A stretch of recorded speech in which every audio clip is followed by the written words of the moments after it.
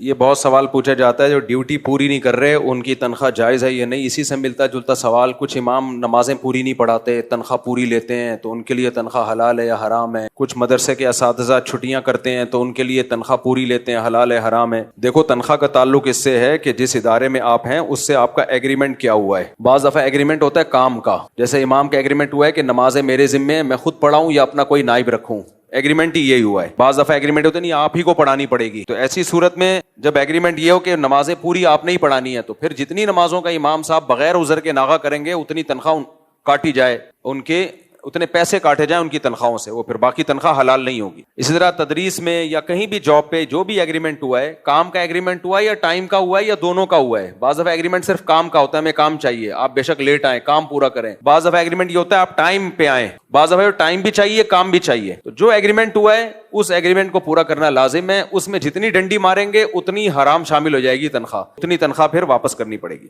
ایک سوال یہ تھا کہ جیسے آئمہ کی بات کر رہے ہیں آپ, تو آئمہ اکثر فجر میں نہیں ہوتے جو کہ قیمتی نماز ہے. جی, پانچوں نمازوں میں سب سے زیادہ قیمتی نماز ہے فجر کی نماز. جی, اس میں آئمہ غیر حاضر ہیں.